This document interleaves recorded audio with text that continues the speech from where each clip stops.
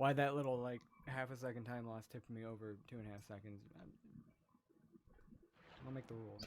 Coming out, just hold square. We're going to get these two little bottles. Doesn't matter which one you get. The only thing I will point out is just kind of turn early as much as you can.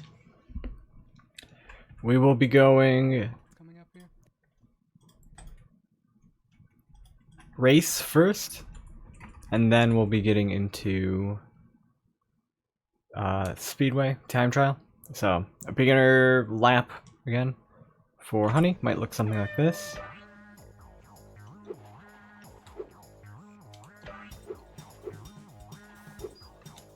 Don't necessarily need to do a transition into the charging.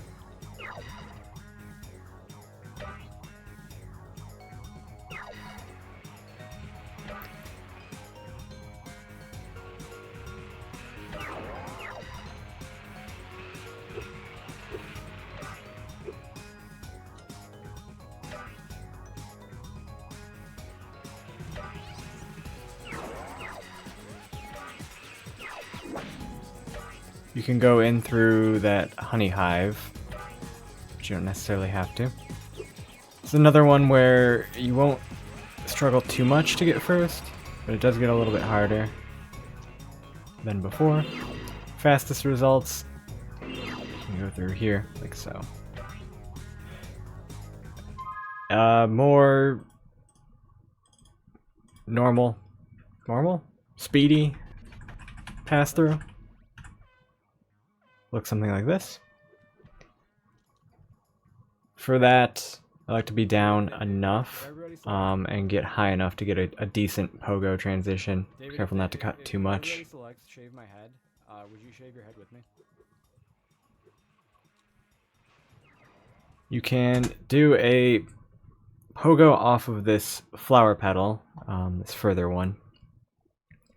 So it can be a little bit tricky and it's easy to miss. Be ready to miss it because then you'll need to glide out of it to kind of save yourself.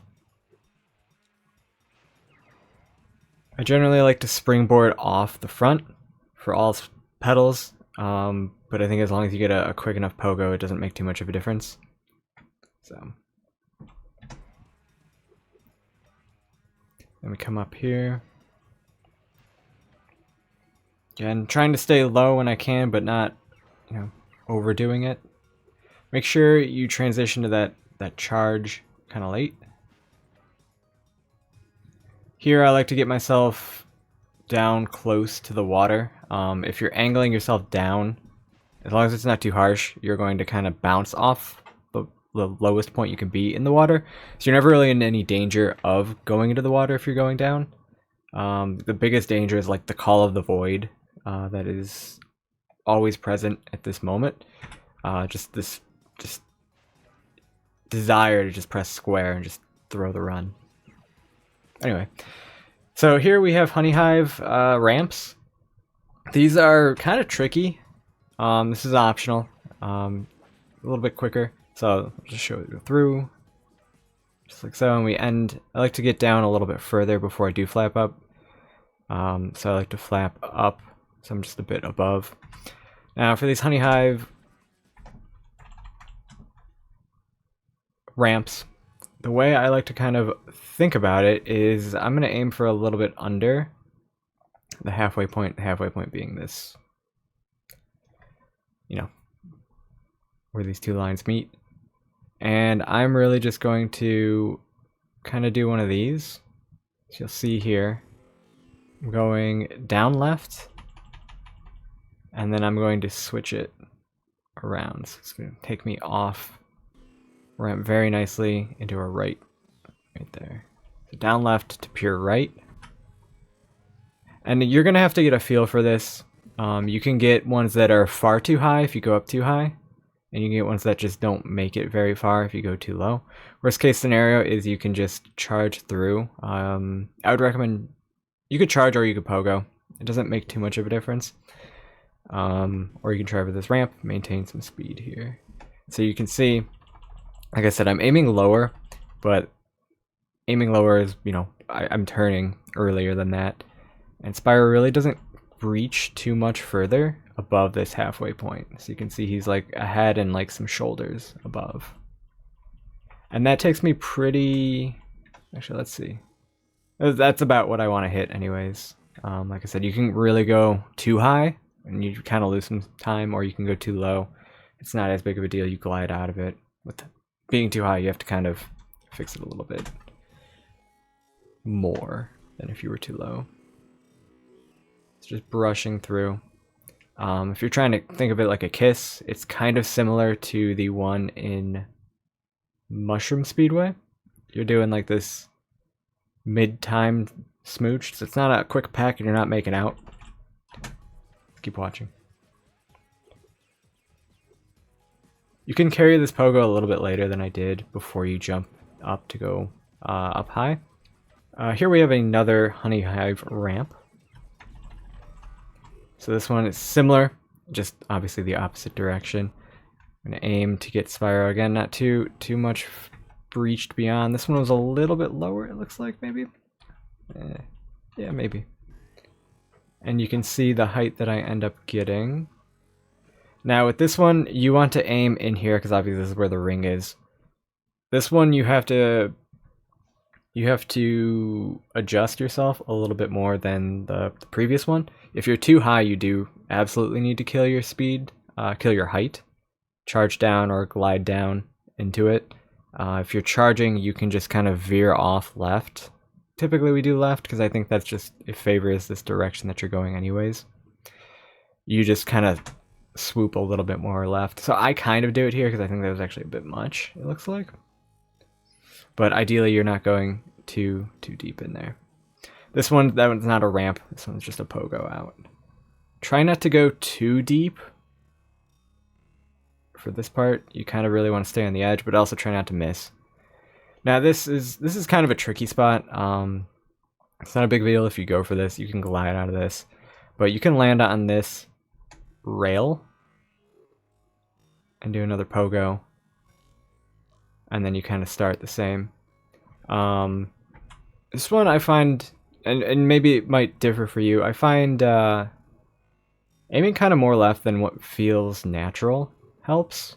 If you're struggling with that. If you're not, then just kind of keep on with what you're doing. Let me see here if I can get a better pogo example, ramp example for this last one here.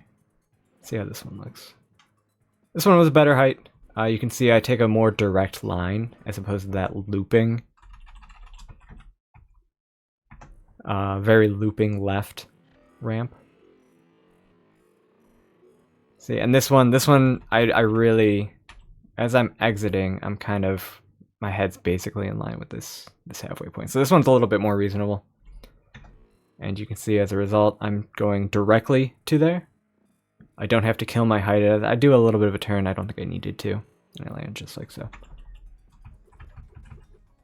See if this last one's worth looking at. Yeah, similar, like the second one. So do that a number of times, and then Bob is your uncle. Now, time trial. The time trial has a few different routes, and they're all kind of iffy. So this first one I'm going to show is actually the one suggested by Sparx. It's strangely actually faster than like an old route we used to do when I started. You can see I'm screwing around with a lot of different routes here. But basically it's literally honeycombs, honey hives, bees, and then boats. A lot of similarities here.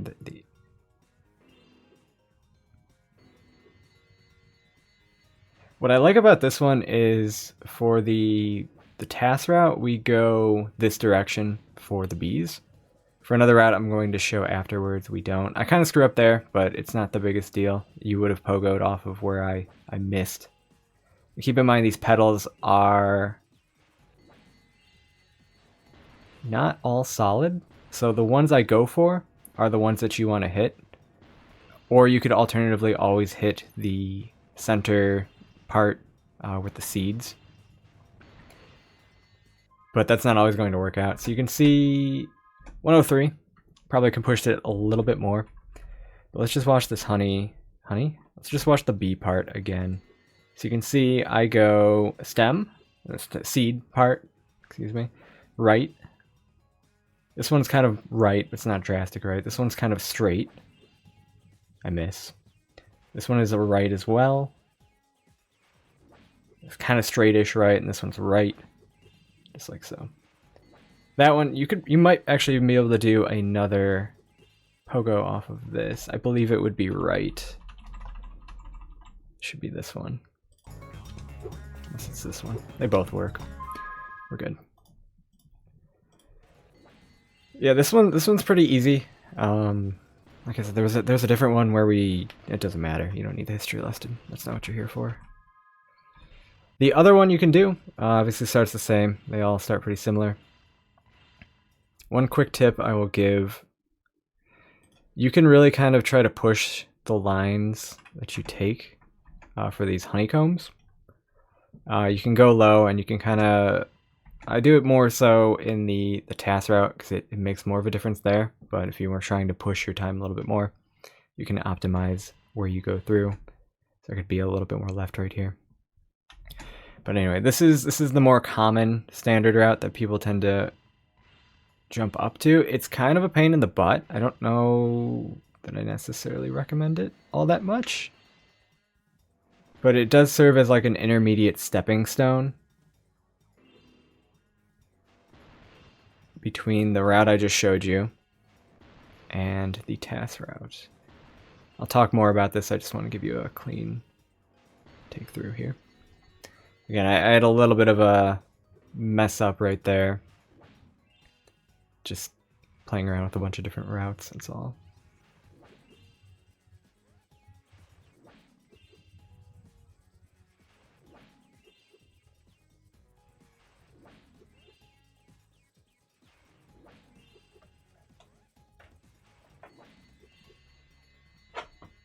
You could also potentially go under that one, but I don't think it'd be as good.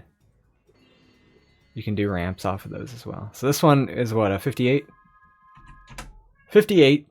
So it's about 5 seconds faster, maybe 4, potentially like 3.5, depending on how optimized you do the other one.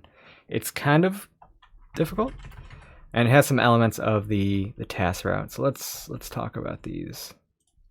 So this is straightforward. Already kind of talked about that. So we're gonna go 1, 2. And this can be something of a tricky part, and not necessarily because it's a tricky thing, but it's kind of a tricky thing to kind of optimize. You kind of want to go in, and you can see I'm already turning to go face myself down. I want to get down as soon as possible. I don't need to be this deep to get the gem and to trigger, you know, this obstacle. I'm about halfway. I could realistically be maybe like right here. So you want to kind of optimize how, you know, shallow you actually go in. Doing this turn is also kind of difficult because ideally what you do is you do this, where you keep this. It can be, you keep the charge, excuse me. It can be a little bit difficult coming at it blind, like half blind. You're turning around so quickly. So you can see I veer more right here to kind of get the tightest line, shortest line here from when I do jump. Now with this, I find it easier to kind of veer left a little bit, and you can see that to get prepped for getting this boat. So I do go left and then jump outwards. That gets this guy, and then ideally you cut the tightest lines you can here. So I should be a little bit more left of this guy when I hit him. Maybe approaching more like this, hit him with the right side of my flame. That would be a little bit more ideal.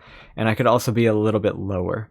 That's another thing that would maybe help. Not going to make too much of a difference here because it's not going to be very long that I'm at this kind of altitude for this section. But again, could be a little bit more left. Hit him. Now, this is another tricky part. You get these honey hives from below. This successfully gets the gem and activates it. Obviously, one does the other and the other does one. You kind of need to aim towards the center. And one thing that's difficult about these is if you're new to them, you might be turning a little bit too late. I definitely recommend turning into these early. So you can see I'm already kind of starting my turn before I do my flap. So that's another thing, is we flap into the bottom of them towards the center and turning early, and that's going to give you your best success for getting a nice sharp turn. Remember, that's one of the things I really like to hit home with for tips for speedways, is turning early. If we go not to super bonus round or jack, if you're uncomfortable with like what this looks like and where the hitbox is, like generally I recommend just sitting down with like a save state and just going through it like this. Get a feel like, okay, that worked. That's a little bit more right and didn't work. Obviously you got some harsh acceleration you're dealing with, but okay, that one worked.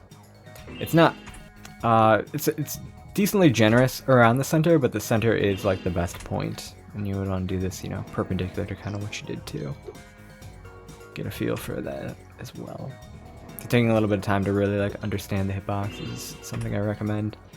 And again, we're really trying to turn and hit X. X just kind of the reason why we do X.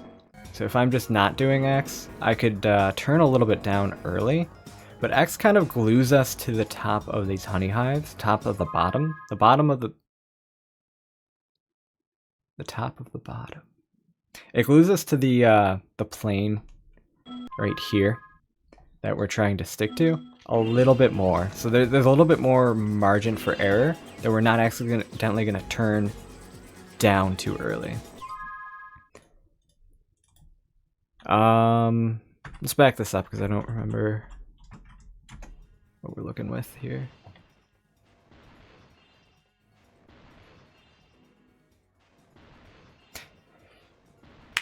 Okay, and then here I tend to veer out to make this turn again a little bit easier. I'm turning early, moral of the story. This one can be a little bit tricky too. Worst case scenario, if you miss one of these, if you miss, you wouldn't miss one of these two. If you miss this one, you might just want to get it after getting this guy, and then that's going to throw these off slightly. It's going to bring these boats forward, and that's fine. Then you'll finish kind of normally. If you miss this one, obviously your boats are done, so you just turn around and get that one. And here I do veer a little bit right. You can technically charge through this. If you want to play it safe, you can glide like that. And then left, seeds, right. I'm just not used to going from this direction.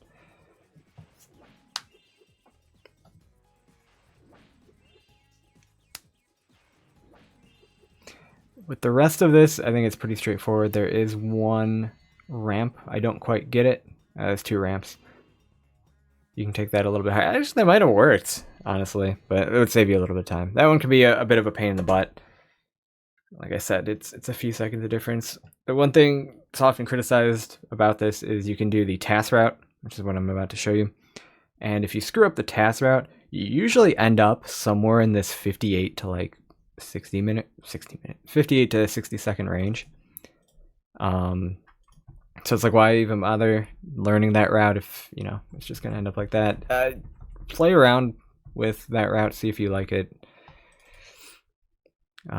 This one is fairly difficult, so let's see a clean pass through here, and then I'll go back and talk through everything again. I'll talk about it more, but I'm trying to really push these lines. These aren't the craziest, but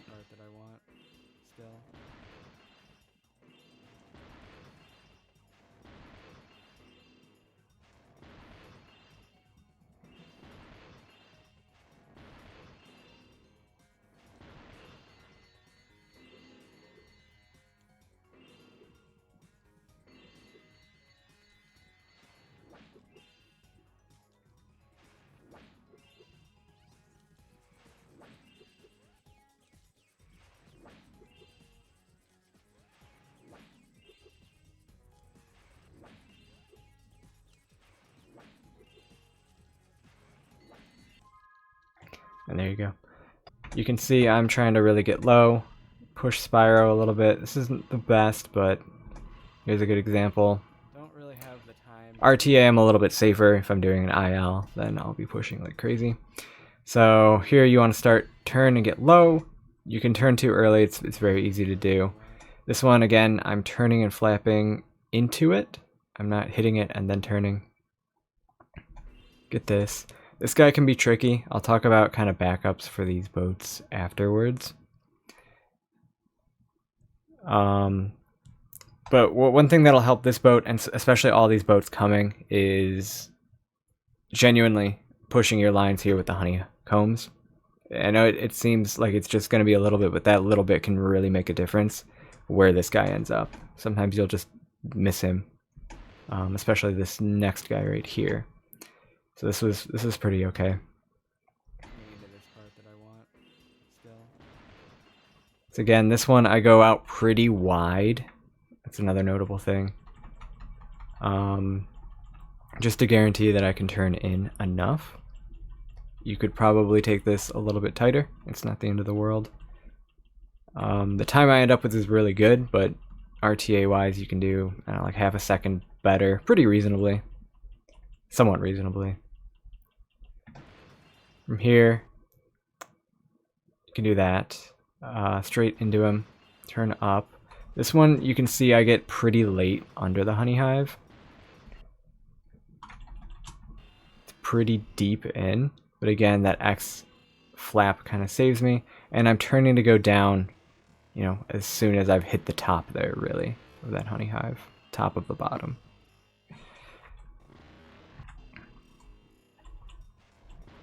So this is a tricky one.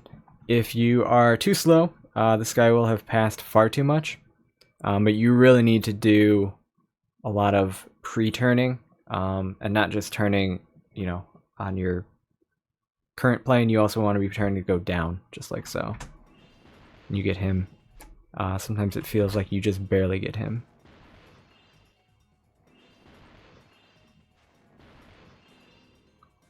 Be careful with this guy. The top of the slope is right about here.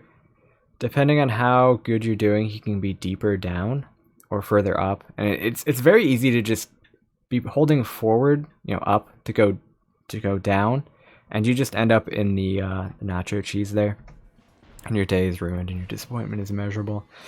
This transition is actually really tricky too, in my opinion, to do well.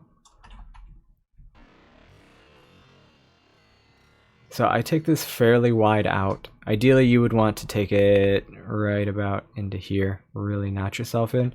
Then the camera is in like a really goofy spot. With this, I get my camera kind of set, and I can see where, you know, I'm going to be jumping. I'm going to be jumping as late as possible to make sure that I can carry this charge over to this honey hive. Oftentimes what will happen is you have a bad camera and you can't see where you're jumping. But taking this wide is my recommendation. At this point, you're pretty much done with the cycles. The bees are going to vary a little bit, but they're not going to be the end of the world. And generally, you do want to learn how to react to bees and get familiar with like what petals are safe and which ones are not. But you can see there, I like to go seeds, right. This one's also a right. It's the same thing as that very first route. Straight, right, straight, right. And you can be doing some of these pogas a little bit earlier. That's my only thing to add on. There are some IL strats you can do here.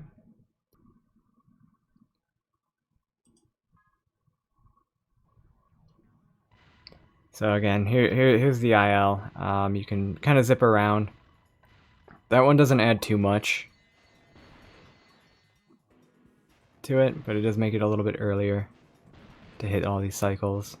And one thing you can do here is you can add a charge in, charge through that guy, get this guy even earlier. That makes that bear a little bit weird. You can see I really kind of have to turn back for it, and then that guy is very deep down. As everything else is pretty much the same. Just kind of optimize your stuff. So backups. If you miss these early, like 3, you have 2 options for getting them. And if you miss the later ones, not typically going to miss these intermediate ones. So this is a common one you can miss. This is a late one. This one you typically won't miss, and this one is sometimes one you would miss. If you were to miss an early one, you can see there's an early one already. You can get these something like this. It's going to be a little bit awkward regardless of what you do. And kind of go about carrying on with your day.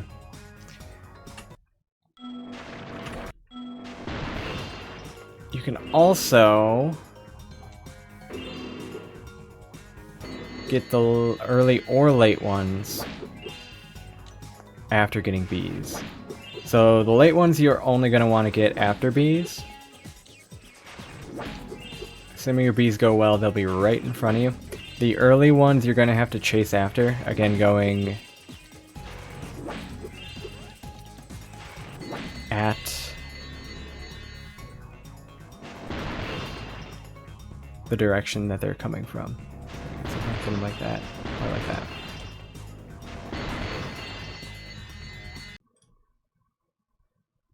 Past that, we've got the Hunter Challenge. I will link Nitroff's explanation for how the Hunter Challenge works.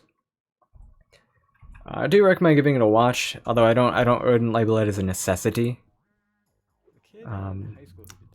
We do the time trial, clearly, to get to Hunter.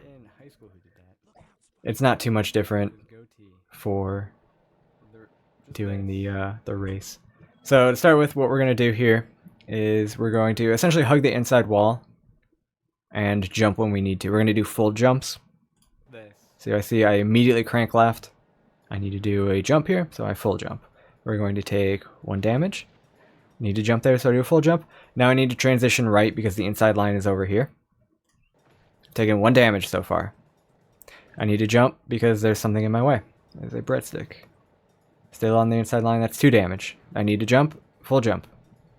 I land on something, I take 3 damage. That's fine, I need to jump, full jump. Move towards the center. Jump up this, 4th damage, and 5th damage. You don't need to take this breadstick damage. If you take 2 damage right back to back, the 2nd damage technically doesn't really count. But 5 damage is the most you can have before you...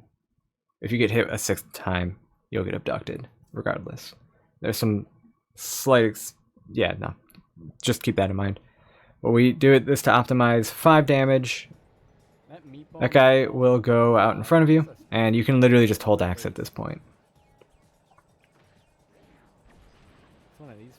You don't need to, but once you hear him destroyed, you know you're safe. One thing I will add on, you jump up here, that's the 5th hit, so you don't need to hit that breadstick. You can do a short jump right here instead, and I think you're also good. Just make sure you clear that meatball. And that will be Honey Speedway. Never noticed that before. Exit through your, appropriate exit. Paradolia.